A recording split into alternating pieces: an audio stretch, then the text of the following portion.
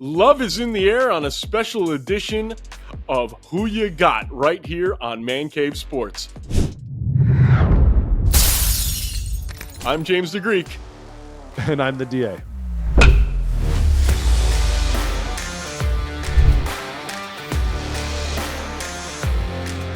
DA, today we're going to be doing another fast-paced edition of Who You Got, and it's a little different because both of us have love for the people in this particular comparison.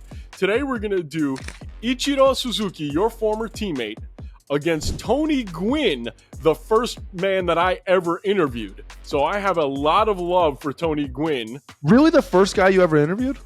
First guy I ever booked an interview with. Wow. How cool is that? It was very cool. Let's talk about that for half a second here. I want to hear, you can't tease. Like, you can't edge me like this. Come on, what do we got? I was working at SiriusXM. I was producing a show called The Desk out of New York, and a friend of mine gave me Tony Gwynn's number. He said, "You don't have to worry. He's the nicest guy on the planet."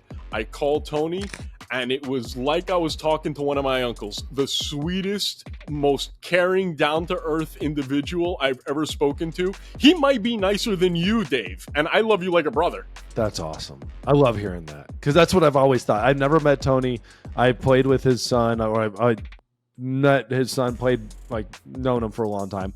That's awesome. That's good. That makes your heart feel good. And the guy we're comparing him with, Ichiro, is one of your former teammates that I know you absolutely love. So this is going to be a tough Who You Got. Yes, it is a lot of personals. So before we take a look at all the numbers, I'm going to ask you off the top of your head, David, who do you got? You got Ichiro, or do you have Gwynn? All right, I'm going to throw a question out to you. Do we get to include defense? Yeah, overall, if you're a GM and you had the choice between having them for their entire career, would you want Tony Gwynn or would you want Ichiro? Now, you're talking entire major league career, right? Major League Baseball, not Yes. the Japanese Ichiro. Okay. Let me just say this before we get started. When I did a comparison between the numbers, I started with Ichiro's first year in Major League Baseball, and I compared it to Tony Gwynn's first year in Major League Baseball, and then the entirety of Tony Gwynn's career was 19 years, and I did all of the first 19 years of Ichiro's Major League career. It's the only way we could do it because I wouldn't have any other idea how to compare those guys. Would you include the Japanese stats? Because if you include the Japanese stats, he's got more hits than Pete Rose. So we just had to do apples to apples in this case, the first 19 years of each of their major league careers. I think that's probably the best way to do it. And it's crazy that Ichiro played in Japan and had some incredible, brilliant seasons, came to the United States, and still had a longer career than Tony Gwynn. That's insane. And it was 19 years. Tony Gwynn played almost twice. God, that's insane. But right off the top of my head, if I answer your first question, who am I going to take? I'm taking my boy, my man, my locker mate, my Seattle Mariner teammate right here, Ichiro. I'm taking Ichiro. I want that dude out there behind me every day. I know what I'm getting from an offensive standpoint. One-dimensional. Well, one-dimensional in the idea he wants base hits. Base hits, base hits, base hits. That's all Ichi cared about. I'm okay with that. I know what I'm getting. Speed on the bases, and then outfield Gold Glove. You know what you're getting on the outfield. He won't dive for stuff. He won't go crazy for stuff, but he'll make every routine play, and he's going to be there with a great arm anyways, so he doesn't need to dive too much. But I'm taking Ichiro. I know that's the personal answer, but in all reality, Tony Gwynn, I know, phenomenal hitter, one of the best hitters of all time.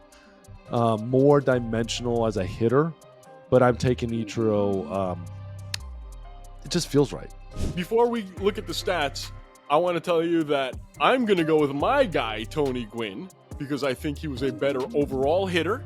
He was a better power hitter than Ichiro, without a doubt. Not as good defensively. However, average. Better power in the numbers. In the numbers, correct. Better power in the numbers. Granted, Gwynn was not as good defensively. However, the intangibles of who Tony Gwynn was, what he meant to that team, slightly puts him over the top for me than Ichiro. But let's take a look at the numbers. So now, David, you see the stats that I sent you. What do you think now? What jumps out at you? What jumps out at me actually very surprising is War. That's the thing that jumps out to me, right? War, a lot of defensive, like I would think Ichiro from a defensive standpoint would be a War darling. Would have popped War through the roof and would have made a separation. And to see that Tony Gwynn is a significant amount higher, 8.6 higher, is pretty remarkable. Obviously, games and plate appearances, I don't really think too much of. Hits, very close, right? Extremely close. That's you give Tony the nod, but it's close.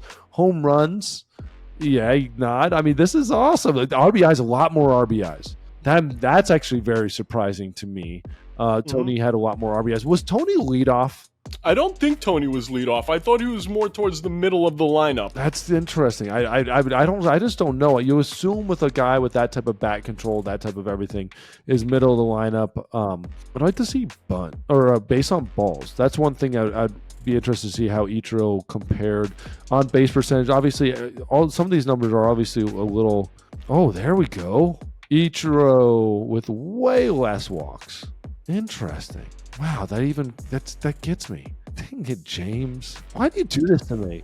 Look at the difference in strikeouts, though. For those years, Ichiro had 1,080 strikeouts in 19 years, which is pretty damn good. Now take a look at Tony Gwynn's. He had only 425 strikeouts in his entire career. That's incredible. That's just the thing about it is like that's the stories you don't realize. Like that's a couple seasons for players nowadays. It's like 3 seasons for some of these guys right now, even less than that for some of these players that are punching out 200 times almost a year.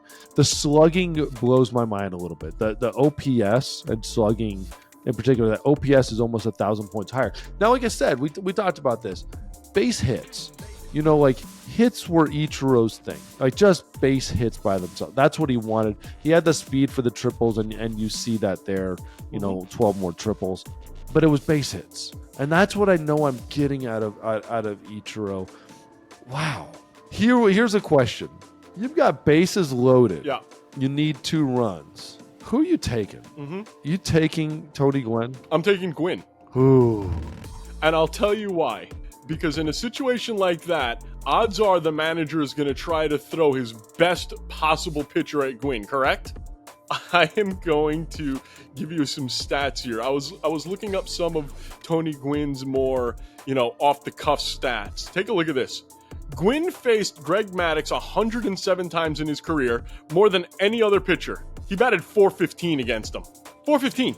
I mean, he batted over 300 against guys like Glavine, Nolan Ryan, John Smoltz, and Oral Hershiser. It's insane. Those type of things. I mean, yes. Absolutely. What's interesting to me is the grounded into double plays, right? Grounded into double plays, 258 to 92. Now, obviously, a lot of that probably has to do with order, place in the order and stuff like that. But also shows me that Ichiro can beat out stuff. This hurts my ego a little bit. This kind of hurts. I thought I knew the 2 guys, and I thought Ichiro would stand out more than this.